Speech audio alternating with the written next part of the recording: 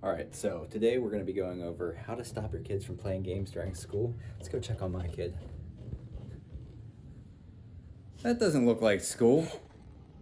It's school. Definitely is.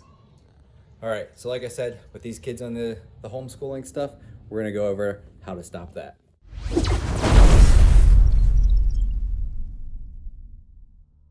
Okay, so for this project, we only need a few things. We're going to need a Raspberry Pi. A Raspberry Pi 2 to 4 will work just fine. You're going to need a power cable for that Raspberry Pi. So if you're using a 2 or a 3, micro USB. If you're using a 4, you're going to need a USB-C charger. Then you're going to need at least probably a 32 gigabyte SD card. The log files on a Pi-hole can get pretty large. And you'll need a card reader. So fairly simple today. We'll download any of the software we need during the video. Let's get started. Okay, let's get started. So as we said, today we're going to be setting up Pi-hole. So we're going to start off same way we would setting up any Raspberry Pi. We're going to need to definitely format our SD card. As you can see, I've already done that. So we'll be using SD card formatter, but if you're using something like Mac, I would definitely suggest Apple Pi Baker. There's also Pi's own Raspberry Pi Imager.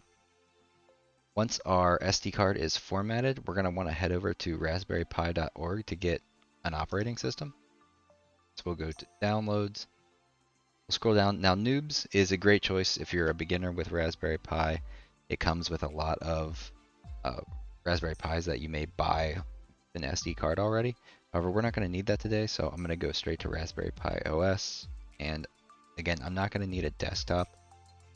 If you want a desktop, definitely download this version so you don't have to install it later, but I don't need it, so we'll walk you through how you set this up without a desktop. So we're going to download the light version. As you can see, I've already got it downloaded. So we're going to get this zip file out of that download. We're going to extract it, and then here we have our image. So once we get our image, of course, if you don't know how to unzip a file, right click and extract all. Here to the desktop, you'll get a little window this, then it'll drop this file. So once we have our image, we'll want to use Balena Etcher, which again, we'll have links to all this in the description below the video. Here, we're going to make sure our image is loaded here, so we'll remove that. Sorry, flash from file, pick our image, and then select where we want that to go, and we'll flash. Okay, so once that's done flashing, we'll be right back. Okay, so as you can see, our flash is complete, so we're not going to need Etcher anymore. We can go ahead and close that. We're not going to need SD card formatter either. Now, Etcher did automatically eject my SD card, so I went ahead and reinserted that just so I could get back to here. Some crucial steps you're going to want to do before you put the SD card into your Raspberry Pi. Now, if you want any kind of networking, so this would be especially a wireless setup, you're going to want to create a file like this. Again, we'll throw this up on our GitHub so you can get a quick copy of this. You'll need to put your SSID here and your password here. And then what you'll do is here in the Raspberry Pi folder, or the SD card folder, you need to create a folder. Call that config in all caps. Here we'll say network in lowercase, go in there, and then we'll drop that my network file in there. We're going to need to remove that .text. So here, name this, get rid of that. Now, I'm not going to be using a wireless connection. I just wanted to make sure you knew how to do it if that was the case. However, if I'm not using a wireless connection, I am going to want to be able to SSH in right away. So what we'll need to do is we'll right click on the background here. We'll say new text document. We're going to call that SSH. We're going to get rid of that .text extension. accept anything that pops up asking us if we're sure we want to remove that. We'll drop that in here. So what this will do is once it boots up, Raspberry Pi is going to know that we want to enable SSH right away. Okay, so now we're all done here. What we're going to do is eject our card and pop that into our Raspberry Pi and give that a few minutes to boot up. Also going to go ahead and connect that to my router via wired Ethernet. Okay, now that I've got my SD card plugged into my Raspberry Pi, we're going to head over to our router interface. As you can see, I set up kind of a test network here on old network or old Nighthawk.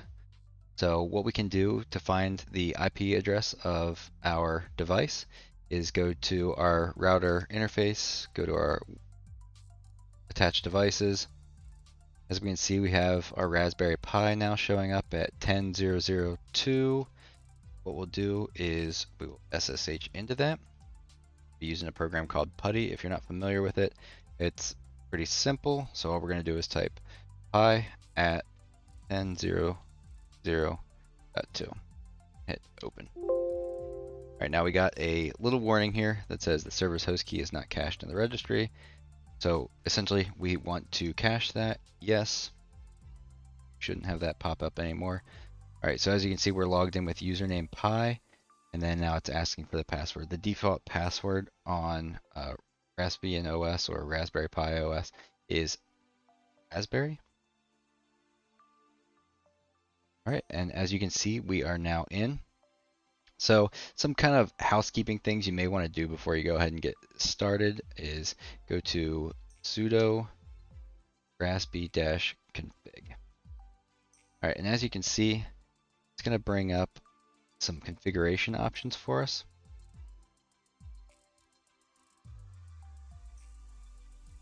So it doesn't get hang.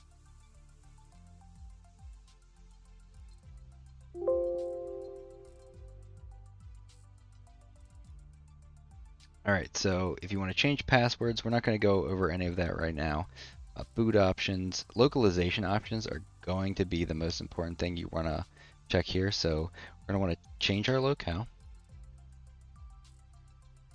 We're going to want to make sure this is set to our language pack. So we're going to scroll all the way down to English West.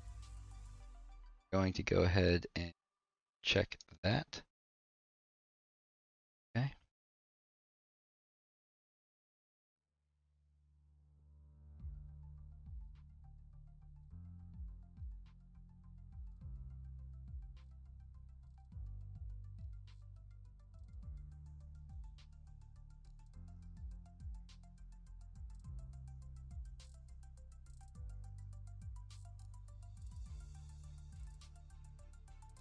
As you can see, it's generating our locales. May take a couple minutes, so go. Back to localization options, time zone, we're definitely going to update that. I am in America.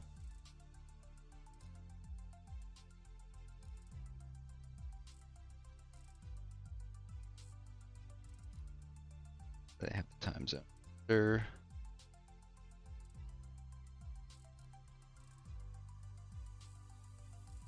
York. Change our keyboard layout. This, for me, has affected passwords in the past, so definitely work.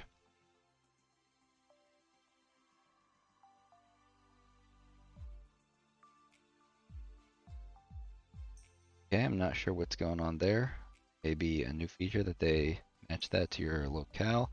I'm not sure. If you're going to use Wi-Fi, you're going to want to change the WLAN country. Change that to US.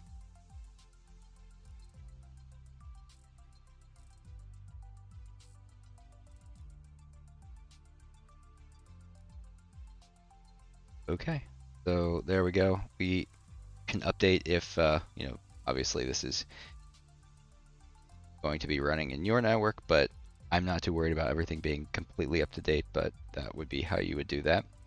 All right, so now that we have our Pi up and running, what we're going to do is we're going to go over to the Pi-hole site. So Pi-hole, a network-wide ad blocking. As we've already talked about, we're going to do a couple more things than just ad block. Now you can install this in Docker, and you can install it in VM. Again, of course, we're going to be doing this Pi-hole, so we're going to go down to install a Pi-hole. Now, what makes this is super easy is this one-step automated install. We're just going to copy this command. This is going to curl that URL, and it's going to pipe it to bash, and it's going to run everything for us. All right, so as you can see, it's checking everything out right now. It's making sure everything's good to go. We have root capabilities as the Pi user.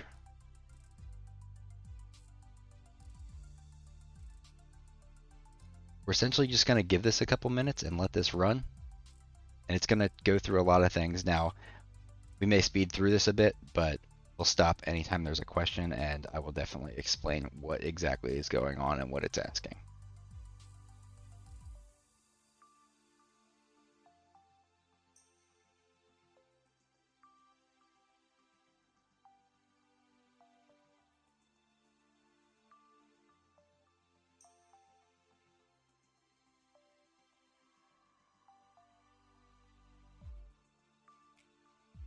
Okay.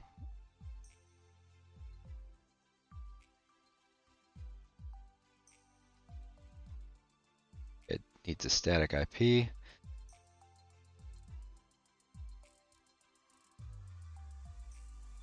All right, so here on the choose an interface screen, you're going to want to choose whether you're using wired Ethernet, which you would choose the ETH0 like I'm doing right now.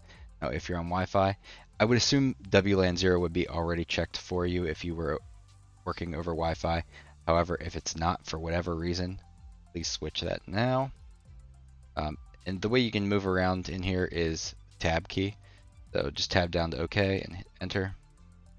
Now you're going to select your upstream DNS provider, so that means instead of using your ISP, whether you're in the States, something like Comcast or Verizon, instead we're going to use something that you've selected. So if you know anything about any of these different top level DNS providers, so Google or OpenDNS, Quad9, some of them are more privacy minded, so do your research, pick what you're more interested in.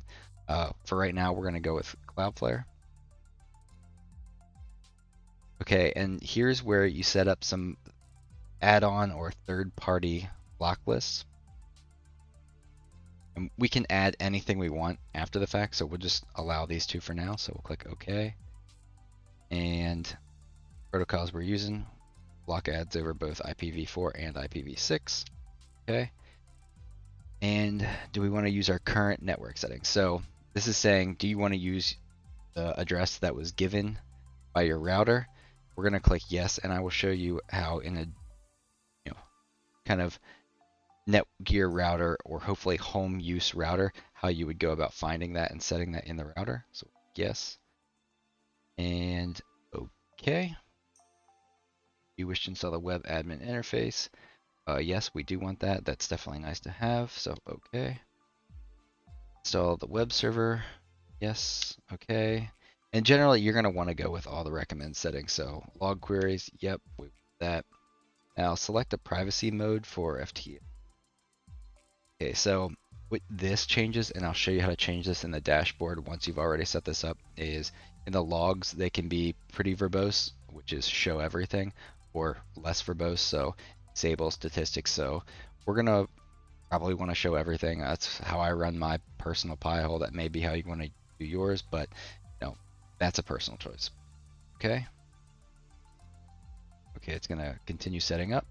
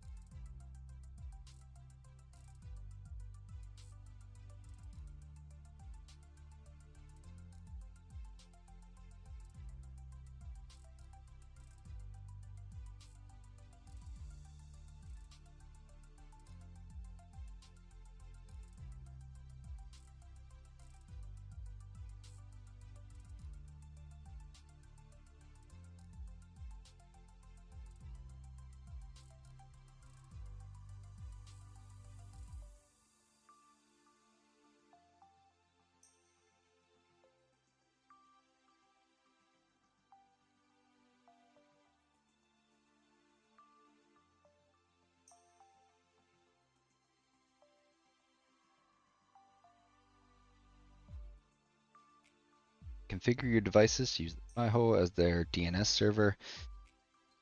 Okay, we're going to go ahead and say OK to that.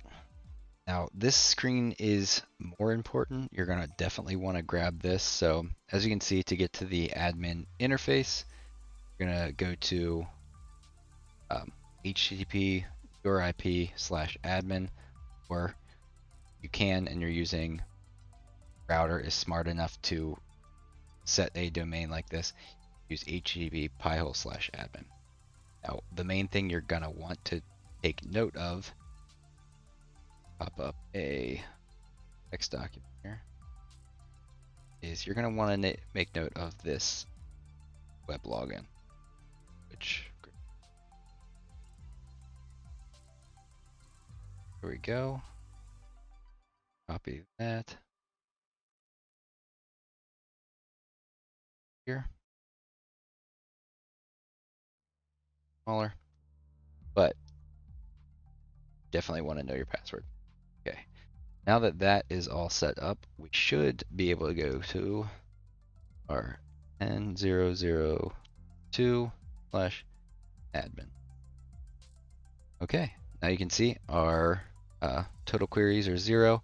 So we are going to need to set this up so that our DNS is used by this.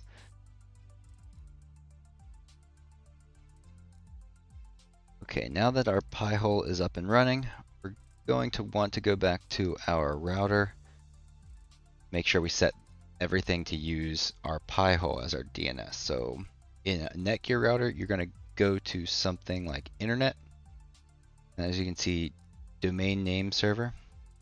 As you can see, this is using a Pi-hole on my actual network, but we will change these, say 10.0.0.2, and that's what our Pi-hole is running as. So apply that.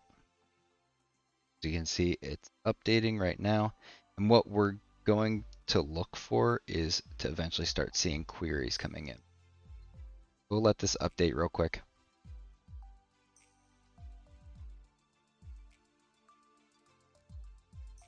Speed things along.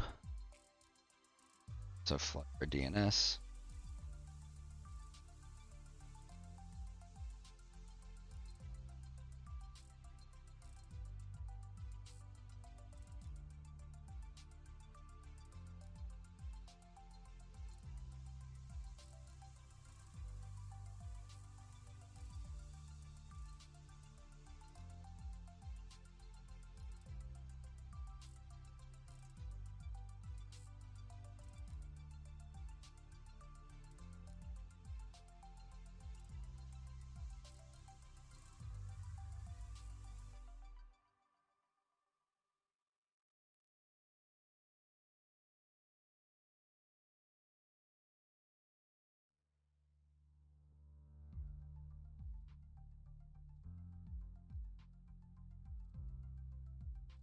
Okay, and now that that's finished, you can see we have queries coming in. So the computer I am using is actually on this test network with the Raspberry Pi. So what we should be able to do is log in, take our password from here, in, and as you can see, we're now logged into our management interface. We can go to our query log and we can see what kind of things are making queries. So as you see, you're going to see a ton of stuff. So beacons, OAuth, clients, reverse ARP lookups, LastPass. As you can see, I'm using LastPass, so that's popping up in there. Now, the cool thing about this, green, obviously good to go. Let's see, is anything actually being blocked? Not at the moment. Okay, but a great site to test on is speedtest.net. Okay, as you can see, we're not getting much in the way of ads. Now watch. Go ahead and close that for now. If I go over here and disable this for, we'll say, 30 seconds, that should give me enough time. We'll go back to speed test. as you can see, ads popping in everywhere. So pretty cool thing about Pi-hole is it takes care of those ads for it. So refresh the page and the ads are gone. Oh, give it a second. As you can see, it's starting to block the ads again. Now, there are ways to increase the number of ads that you're blocking, and we can get into that another day. There's tons of information out there and on the Pi-hole website. One thing we want to get into is doing a little bit of that parental control via DNS. So instead of blocking ads, we're going to be blocking our kids from playing games when they shouldn't be during online school in these days of pandemic. So stick with us and we're going to get right to that. Okay, now that we've got our Pi-hole set up, we're going to go over how I'm actually using it as kind of that parental control device, or really helping keep our son on task while he's supposed to be doing school. So we're doing school virtually during the whole COVID pandemic, and it does look like we're going to be doing that for the foreseeable future. So to get started, we'll open a browser. We'll head over to github.com/bluebot_tech/pi-hole_parent. Of course, if you don't want to do that, go to github.com and just go ahead and type pi-hole_parent into the search bar. You'll find it right away. Once you have that up, as we've gone over before, I'm going to be using PuTTY since I'm currently using Windows. If you decide to use Mac or Linux for this, terminal works just fine. We're going to go ahead and type in the IP of my Pi-hole. And of course, that's on my network 192.168.1.11.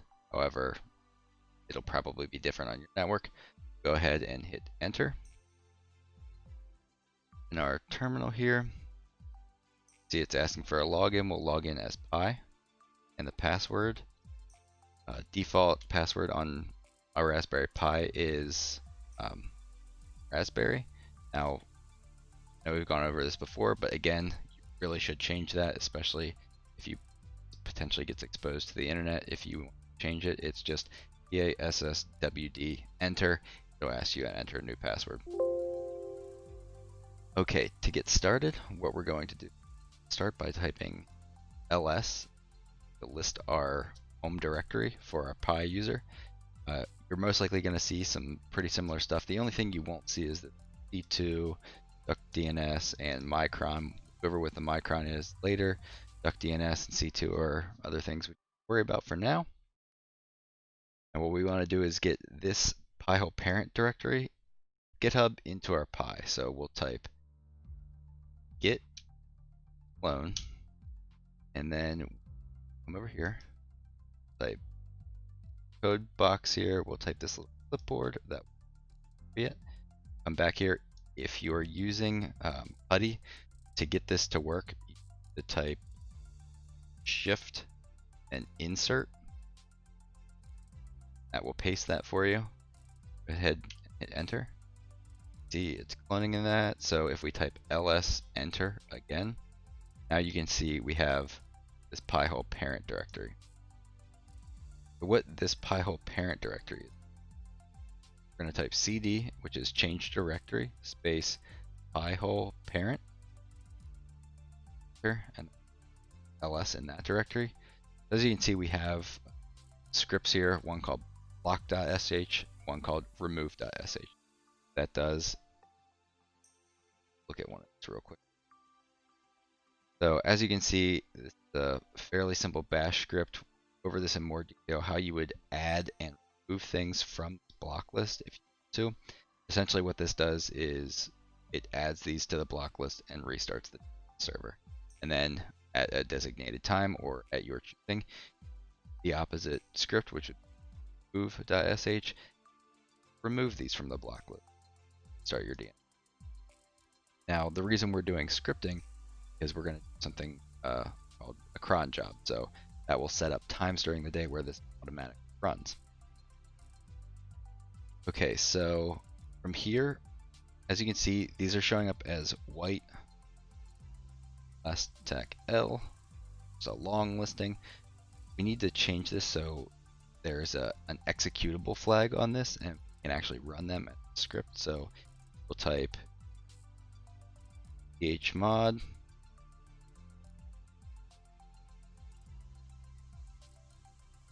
plus x uck.sh, same thing, move.sh, and now if we list that directory again, you'll see they've turned green, and if we do a long listing, they have that X hitting that they are now executed. Okay, so from here, what we're going to do is, as I said before, if I go back up a directory, there's this my cron file I have in here. So what I'm going to do is, before we upload this video, I'll add that my cron file to the Pi-hole parent directory, so you won't have to worry about doing the command that I'm about to do. So essentially what I did there is just moved it into this Pi-hole parent directory. So you can kind of see this is what it should look like for you. And I do plan on adding to this. If anybody out there wants to also contribute to this repo, by all means, please do so. I think it would help everybody, including itself. So what we'll do then to create a cron file, which is stored in a cron tab. So if we do a cron tab, tech L, as you can see, there is no cron tab right now. So what we'll do to create one is cron tab, and my cron, enter. Now if we do that cron tab, tech L again, as you can see, this gives kind of a, and sorry, this duck DNS stuff has nothing to do with what we're talking about now, but something I had saved off. So what this is doing, as you can see, there are times, and you can also put days and months in here. But so we have Sunday through Thursday. It applies a block list at 10 o'clock, and then at 11 during our son's lunch break from school, if all his work's done, he can play some games. So we just have it unblock it then, and then again at 1 o'clock in the afternoon, Monday through Friday, all this stuff gets blocked again, and then at 3 o'clock when school's over, the Pi-hole automatically removes stuff from the block list. So just to kind of demonstrate how this works, and of course you can always modify this and make this fit your schedule. I'm providing this simply as an example. If you have any questions, please feel free to reach out to us in the comment section or on our Facebook. So let's give this a test. We'll go to roblox.com. As you can see, we can get to Roblox. Now if we do our block command, so to run that block.sh, what we'll do is we'll type /block.sh, hit enter. As you can see, it's adding a whole list of things and then restarting the DNS server. So now, if this is blocking the way it should, we go roblox.com, and it does sometimes take a second, so close the browser just in case.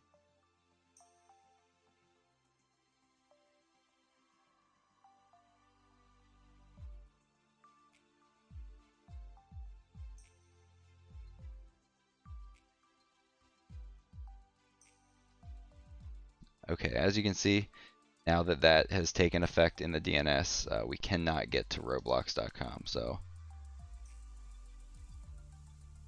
just simply Google that.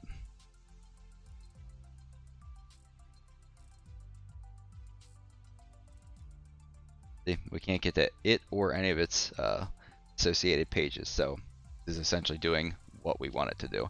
Now, I tend to start blocking things a little earlier than I want to, because DNS often gets cached, so that cache can continue to resolve it, as you saw just a few moments ago where it was still resolving that roblox.com.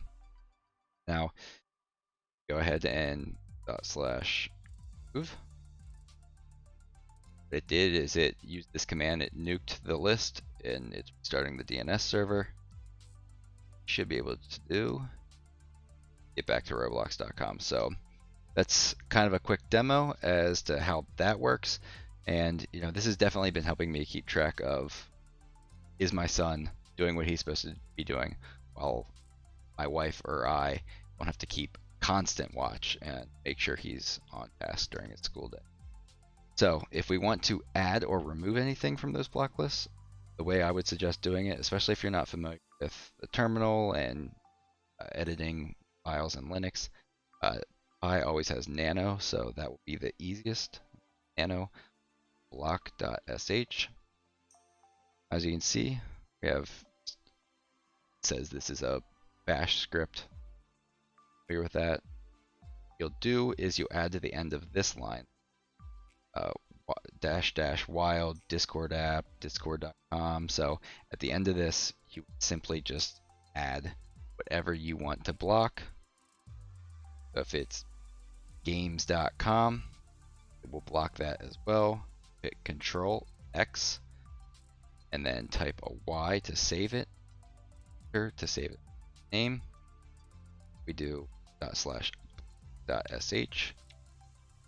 You'll see the last line we just added, it added games.com to the blacklist. Okay, so that about sums that up. Again, if you have any questions, please reach out to us in the comments, and don't forget to like and subscribe if this helps. Thanks a lot.